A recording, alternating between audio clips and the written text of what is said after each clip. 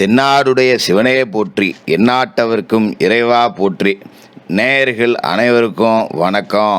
2024 வருடத்தோட ஜூலை மாதம் பிறக்க போகுது இல்லையா? இப்போ இந்த ஜூலை மாதத்துக்கு உண்டான ராசி பலனை நம்ம முன்கூட்டியே பார்த்துக்கிட்டோம் அப்படின்னா ஜூலை மாதத்தில் இதெல்லாம் செய்யலாம், இதெல்லாம் செய்யக்கூடாது அப்படிங்கிறத நம்ம தெரிஞ்சு வச்சுக்கலாம். அதுக்கு இந்த மாதத்துக்கு உண்டான நவ கிரகங்களோட அமைப்பை நம்ம பார்க்கணும். கிரகங்களோட ராஜா சூரியன் புதனோட வீட்டில் உட்காந்துருக்கார். மாதம் தொடங்கும் போது 17ஆம் தேதி அன்னைக்கு அவர் கடகராசிக்கு பயிற்சி ஆகி போயிடுவார். செவ்வாய் மேசராசியில் ஆட்சி பெற்று உட்காந்துருக்கார். 11ஆம் தேதி அன்னைக்கு அவர் ரிஷபராசிக்கு சுக்கிர பகவானோட வீட்டில் குருவோட போய் கூட போகிறாரு. இந்த இடத்துல தான் குருமங்கல யோகங்கிற யோகமும் கிடைக்க போகுது. அதோட சுக்கிர பகவான் மிதுன ராசியில் இருந்துக்கிட்டு 7ஆம் தேதி அன்னைக்கு கடகராசிக்கு போகிறாரு. புதன் கடகராசியில் 30 நாளைக்கும் இருக்க போகிறாரு. குரு பகவான் ரிஷபராசியில் இருக்கார். குரு பகவான் ரிஷபராசியில் இருந்துட்டு கன்னிராசி, விருச்சிக ராசி, மகர ராசியை பார்க்குறாரு. சனி பகவான் மாதம் தொடக்கத்திலே வக்கரமாகி பலம் இழந்து போயிட்டார். இது ரொம்ப முக்கியமாக பார்க்கப்பட வேண்டிய ஒரு அமைப்பு அப்படிங்கிறது. அதோட சர்ப்ப கிரகங்களான ராகு கேதுக்கள்ல ராகு மீனராசியில் குருவோட வீட்டில் இருக்கார். கேது புதனோட வீட்டில் கன்னிராசியில் இருக்கார். இதில் கேதுவை குரு பார்த்து புனிதப்படுத்தி விட்டுறாரு. அப்போ இந்த கேதுவால் எந்த பிரச்சனையும் யாருக்கும் வரப்போகிறதில்ல. ராகு மீனத்தில் குரு மாதிரி உட்காந்துக்கிட்டு என்ன செய்ய போகிறாரு, சனி வக்கரமாகி என்ன செய்ய போகிறாரு அப்படிங்கிறது எல்லாத்தையுமே நம்ம ரொம்ப துல்லியமாக பார்க்கணும். இந்த மாதத்தில் புதாதித்ய யோகம் இருக்குது, புத சுக்கிர யோகம் இருக்குது. எல்லாத்தை விட முக்கியம் குருமங்கல யோகங்கிற ஒரு அற்புதமான யோகமும் இருக்குது. இது எல்லாம் சேர்ந்து உங்களுக்கு என்ன கொடுக்க போகுது அப்படிங்கிறத பார்த்துருவோம். தனுசு ராசி நேயர்களே, உங்களுக்கு இந்த ஜூலை மாதம் எப்படி இருக்குது அப்படின்னு பார்த்தோன்னா, மாத தொடக்கத்திலேயே ராசிக்கு அதிபதியான குரு பகவான் 6ஆவது இடத்துல இருக்கார். அதாவது 6இல் குரு அப்படிங்கிறது ஊரில் பகை அப்படிங்கிறது உங்கள் எல்லாருக்குமே ஏற்கனவே தெரியும். பொதுவாகவே குரு பகவான் 6ஆவது வீட்டில் இருந்தார் அப்படின்னா அது ருணரோக சத்துருஸ்தானம், எதிரிகளோட கை லேசாக ஓங்கக்கூடிய ஒரு அமைப்பு. ஆனால் இந்த மாதத்தை பொறுத்த வரைக்கும் மாத கிரகங்களும் பார்த்திங்கன்னா பெரும்பகுதி 7ஆம் இடத்துல இருந்துக்கிட்டு மாதத்தோட பிற்பகுதியில் சூரியன், புதன், சுக்கிரன் இவங்க எல்லாமே பார்த்திங்கன்னா அஷ்டமத்தில் உட்காந்துருப்பாங்க. புதன் மாத தொடக்கத்திலேயே அஷ்டமஸ்தானத்தில் கடகராசியில் தான் இருக்கார். அதே நேரத்தில் பார்த்திங்கன்னா மிதுன ராசியில் இருக்கக்கூடிய கிரகங்களோட ராஜா சூரியன் 17ஆம் தேதி அஷ்டமத்துக்கு போயிடுவார். அதோட சுக்கிர பகவானும் 7ஆம் தேதி அஷ்டமத்துக்கு போயிடுவார். அப்போ இத்தனை கிரகங்கள் அப்படிங்கிறது 8ஆம் இடத்துல கூடுது அப்படிங்கிறது கொஞ்சம் நல்லது இல்லை அப்படின்னு தான் சொல்லணும். எதிரிகளோட பலம் அப்படிங்கிறது இன்னும் கூடும். ஆனாலும் இந்த மாதம் உங்களுக்கு நல்ல மாதமாக இருக்கும். என்ன விஷயம் அப்படின்னா, பொதுவாகவே ஒரு சுவாரஸ்யம் இல்லாத வாழ்க்கை அப்படிங்கிறது இனிக்காது. எதிராளிகள் நிறையா இருக்கணும், போட்டியாளர்கள் நிறையா இருக்கணும், அவங்கள நாம் ஜெயிக்கணும். அப்போ தான் வாழ்க்கை அப்படிங்கிறது ருசிக்கும் இல்லையா? இந்த காலகட்டத்தை பொறுத்த வரைக்கும் ராசிக்கு 6ஆவது வீட்டில் குரு இருந்துக்கிட்டு ஊர்பகையை கொடுப்பாரு. மாத கிரகங்கள் எல்லாமே 8ஆம் இடத்துல போய் ஒன்று கூடி அஷ்டமத்தில் மாத பிற்பகுதியில் இன்னும் எதிரிகளை அதிகமாக்கும். ஆனால் ராசிக்கு யோகம் செய்யக்கூடிய கிரகமாக இருக்கக்கூடிய செவ்வாய் 11ஆம் தேதி அன்னைக்கு 6ஆவது வீட்டில் போய் குரு பகவானோட சேர்ந்து குரு மங்கள யோகத்தை உண்டாகிறார். ராசி அதிபதி அந்த இடத்துல மங்களம் அடைகிறாரு. அப்போ செவ்வாயும் குருவும் 6ஆம் இடத்துல சேர்க்கை அடையும் போது எதிராளிகளை பந்தாடக்கூடிய ஒரு நேரம் அப்படின்னே சொல்லிவிடலாம். தொழில் போட்டியாளர்கள் யாராவது இருப்பாங்க, அசால்ட்டாக அவங்கெல்லாம் தட்டி போடுவீங்க. என் தொழிலில் நான் தாண்டா ராஜா, என் காட்டுக்கு நான் தான் ராஜா, நீ எவ்வளோ விலை கம்மியாக விற்றாலும் உன்னை விட நான் அதிக வியாபாரம் பண்ணுவேன், நீ எவ்வளோ தான் கூட்டம் கூட்டினாலும் என்ன தான் பண்ணாலும் எவ்வளோ தான் போட்டி கட்டினாலும் என்னை அழிக்கணும்னு பார்த்தாலும் உன்னால் முடியவே முடியாது, நான் தான் ஜெயிப்பேன் அப்படின்னு ஒரு விஸ்வரூபம் எடுத்து காட்டக்கூடிய ஒரு காலகட்டமாக இருக்க போகுது. என்னதான் அஷ்டமத்தில் கிரகங்கள் கூட்டு ஒன்று சேர்ந்தாலும் குருமங்கல யோகம் இருக்கிறப்ப ஒன்றும் பண்ண முடியாது. அதோட கிரகங்கள் எல்லாத்துக்குமே மிகப்பெரிய ஆளுமை மிக்க கிரகம் அப்படின்னு எடுத்துக்கிட்டிங்கன்னா சனி பகவான். அவர் எங்கே இருக்கார்? ராசிக்கு 3ஆவது வீடு, தைரிய வீரிய சனியாக இருக்கார். எத்தனை பேர் வேணாலும் வாங்க நான் பார்த்துக்கிறேன் அப்படிங்கிற நம்பிக்கையை கொடுப்பாரு. இப்போ அவர் வக்கரம் அடைஞ்சிருக்காரு. இது எல்லாமே சேர்ந்து எதிராளிகளை வெல்லக்கூடிய சத்துரு சம்ஹார பலத்தை உங்களுக்கு கொடுக்க போகிற ஒரு அற்புதமான மாதம். அதே நேரத்தில் பார்த்திங்கன்னா காசு பண விஷயத்தில் கொஞ்சம் பின்னடைவு இருக்க தான் செய்யும். என்ன காரணம் அப்படின்னு பார்த்தீங்கன்னா, உங்களோட ராசியை பொறுத்த வரைக்கும் மாத கிரகத்தில் இப்போ ராகு அர்த்தாஷ்டம ராகுவாக இருக்கார்.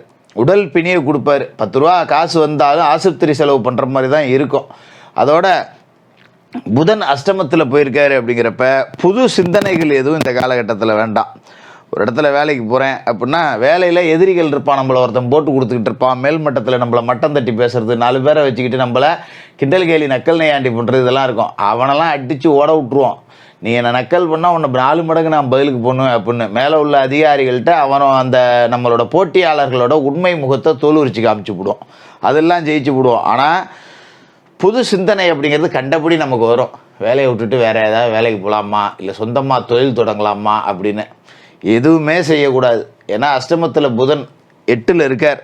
மறைந்த புதனால் நிறைந்த தனலாபம், அதில் எந்த மாற்று கருத்தும் இல்லை. ஆனால் புத்தி தடுமாறும், அதில் கொஞ்சம் கவனமாக இருந்துக்கணும். காசு பணம் 10 ரூபா வருது அப்படிங்கிறதுக்காக நம்ம கண்டபடி செலவு பண்ணுறது, 10 ரூபா முதலீடு போடுறது அப்படிங்கிறதெல்லாம் செய்யக்கூடாது.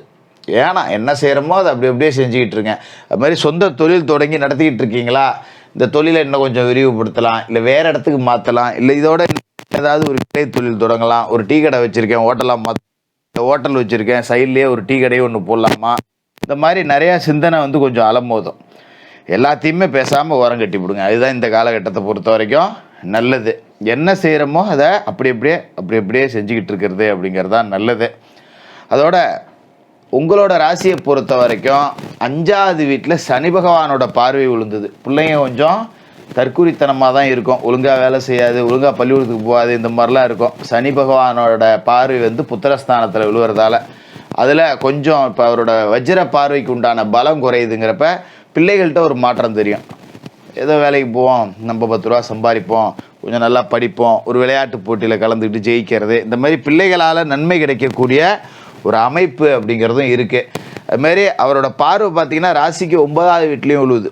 அப்பாவை பார்த்த இடத்துல விழுந்தது. அப்பாவுக்கு அடிக்கடி உடம்பு சரியில்லாமல் போயிருந்திருக்கும், அடிக்கடி செலவு பண்ணிக்கிட்டு இருந்திருப்பீங்க.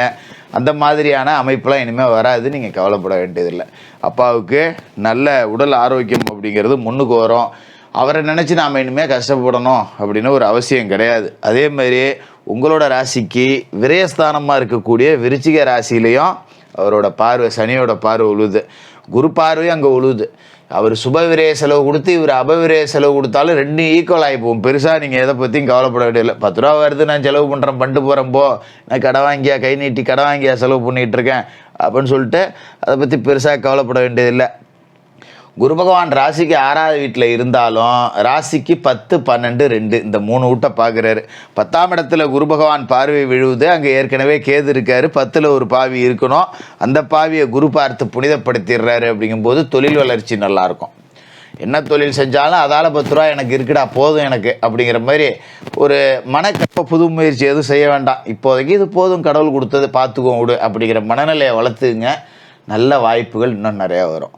அதே மாதிரி 12ஆம் இடத்துல ஒரு பார்வை விழுதுங்கிற போது கொஞ்சம் சுப விரய செலவுகள், கல்யாணம் காட்சி குடும்பத்தோடு போகிறது, ஒரு திருப்பதிக்கு போனேன், ஒரு பழனிக்கு போனேன், திருச்செந்தூருக்கு போனேன், இப்படின்னு ஆன்மீக யாத்திரைகள் நிறையா போவீங்க. அதுக்கான வாய்ப்பும் கூட பரிபூர்ணமாக இருக்குது. குடும்பஸ்தானத்தில் குரு பார்வை விழுவுது. குடும்பத்தில் எல்லாரும் உங்களோட பேச்சை கேட்டு நடந்துப்பாங்க. உங்களோட சொல்லுக்கு செல்வாக்கு இருக்கும். அது அப்பாவோ, சகோதரனோ, சகோதரியோ, மனைவியோ, பிள்ளைகளோ எல்லாருமே உங்களோட பேச்சை மதித்து நடந்துப்பாங்க.